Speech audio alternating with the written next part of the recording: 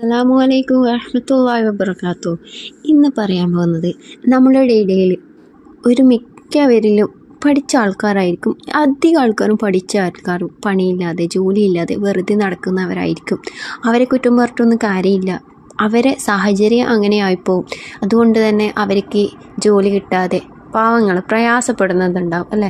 ജീവിതം തന്നെ എന്താ പറയണ്ടേ, ഒന്നിനും ഒരു മൂഡില്ലാണ്ട് ജോലി കിട്ടാതെ നമ്മൾ പഠിച്ചു കഴിഞ്ഞാൽ ആ പഠിച്ച ഒരു വിദ്യാഭ്യാസത്തിന് കണക്കായ ജോലി കിട്ടിയിട്ടില്ലെങ്കിൽ നമുക്ക് ഭയങ്കരമായിട്ട് ടെൻഷനായിരിക്കും. ഇത്രയും പഠിച്ച് വെറുതെ വേസ്റ്റ് ആയിപ്പോയല്ലോ എന്നുള്ളൊരു തോന്നലായിരിക്കും. അപ്പം ജോലി തടസ്സം എന്നുള്ളത് ഒരു വലിയ വിഷയം തന്നെയാണ്. വർഷങ്ങളായി ജോലിയില്ലാതെ നടക്കുന്ന ആൾക്കാരുണ്ട്. ചെയ്യുന്ന ജോലിയിൽ തന്നെ ബർക്കത്തില്ലാത്ത വളരെ പ്രയാസപ്പെട്ട് മുന്നോട്ട് പോകുന്നവരായിരിക്കും മിക്കവരും. അവരുടെ ജോലിയിൽ ബർക്കത്തുണ്ടാവാൻ വേണ്ടിയിട്ട് സന്തോഷത്തിൽ ജീവിച്ചു പോകാനുള്ള വഴിയാണ് ഇന്ന് പറയാൻ പോകുന്നത്.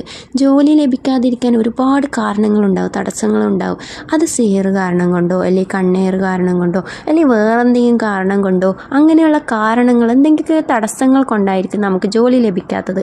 അപ്പോൾ അങ്ങനെയുള്ള തടസ്സങ്ങൾ ഫസ്റ്റ് എന്താണെന്ന് മനസ്സിലാക്കി അത് നീക്കുവാണ് ചെയ്യേണ്ടത് ഫസ്റ്റ്. അപ്പോൾ അങ്ങനെയുള്ള തടസ്സം എങ്ങനെയാണ് നീക്കം ചെയ്യുക, അങ്ങനെയുള്ള ഒരു വീഡിയോ ആണ് ഇന്ന് പറയാൻ പോകുന്നത്. അപ്പോൾ ഇത് ചെയ്താൽ നിങ്ങൾക്ക് ജോലി ഉറപ്പായും കിട്ടും എന്നൊന്നും ഞാൻ പറയില്ല. പക്ഷേ നിങ്ങൾക്ക് ജോലി ലഭിക്കാതിരിക്കാനുള്ള തടസ്സം എന്താണോ അത് നീങ്ങിക്കിട്ടും. അപ്പോൾ അങ്ങനെയുള്ള തടസ്സം നീങ്ങിക്കിട്ടാൻ വേണ്ടിയിട്ട് അപ്പോൾ നിങ്ങൾ ചെയ്യേണ്ട കാര്യം എന്ന് വിചാരിച്ചാൽ കൂടുതൽ വലിച്ചു നീട്ടുന്നില്ല. 3 ദിവസം സ്ഥിരമായിട്ട് ജോലി അന്വേഷിക്കുന്നവർക്ക് സുബഹി നമസ്കാര ശേഷം, അല്ലെങ്കിൽ സുബഹി നമസ്കാര ശേഷമാണ് ഏറ്റവും ഉത്തമം, അല്ലെങ്കിൽ നിങ്ങൾ മഗ്‌രിബ് നമസ്കാര ശേഷം. അപ്പം നിങ്ങൾ നിസ്കരിച്ച ശേഷം, നിങ്ങൾ സുബഹി നമസ്കാര ശേഷം നിങ്ങൾ അവിടെ ഇരുന്ന് കിബ്ലക്ക് മുന്നിട്ട് ഇരുന്ന് അനങ്ങാതെ, അവിടെ നിന്ന് അനങ്ങാതെ നിങ്ങൾ അവിടെ ഇരുന്ന് കൊണ്ട് തന്നെ 11 ബിസ്മി ഓതുക. അതിനുശേഷം 7 ഫാത്തിഹ ഓതുക. അതിനുശേഷം ഇസാ ജാ നസ്റുല്ലാഹി എന്നുള്ള സൂറത്തുൽ നസ്ർ 7 തവണ ഓതുക. അതിനുശേഷം സൂറത്തുൽ കൗസർ 7 തവണ ചൊല്ലുക. അതിനുശേഷം 101 യാ ഫത്താഹു യാ അല്ലാ.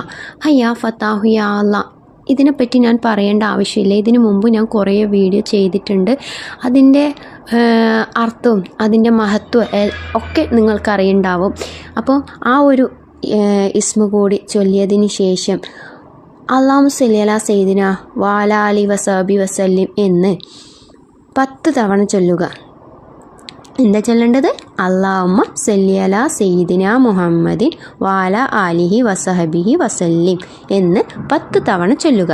അതിനുശേഷം അള്ളാഹുവിനോട് നിങ്ങൾ ദുആ ചെയ്യുക.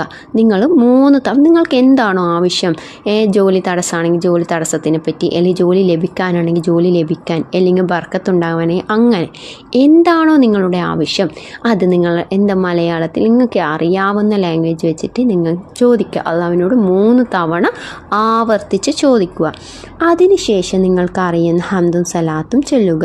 അൽഹംദുലില്ലാഹി റബ്ബിൽ ആലമീൻ ഹംദൻ യുവാഫി നിഅമഹു വയകാഫി മസീദ അല്ലാഹുമ്മ സല്ലി അലാ സയ്യിദിന മുഹമ്മദ് വഅലാ ആലി സയ്യിദിന മുഹമ്മദ് വമൗലാന മുഹമ്മദ്. അങ്ങനെ ഹംദും സലാത്തും അറിയുന്ന സലാത്ത് ചൊല്ലി നിങ്ങൾ ദുആ ചൊല്ലി എന്താ പറയണ്ടേ, നിങ്ങൾ കരഞ്ഞ് നിങ്ങൾക്ക് എങ്ങനെയാണോ ദുആ ചെയ്യാൻ പറ്റുക അത്രയും ആത്മാർത്ഥതയിൽ ദുആ ചെയ്താൽ നിങ്ങളുടെ തടസ്സമാണെങ്കിൽ തടസ്സം നീങ്ങിക്കിട്ടും ഇൻഷാ അല്ലാഹ്. ഇങ്ങനെയുള്ള നല്ല വീഡിയോകൾ നിങ്ങൾക്ക് ഇഷ്ടമായെങ്കിൽ ലൈക്ക് ചെയ്യുക, സബ്സ്ക്രൈബ് ചെയ്യുക, ഷെയർ ചെയ്യുക. അപ്പോൾ ഇൻഷാ അല്ലാഹ് അടുത്ത വീഡിയോ ആയിട്ട് കാണാം. അസ്സലാമു അലൈക്കും വറഹ്മത്തുള്ളാഹി വബറകാതുഹു.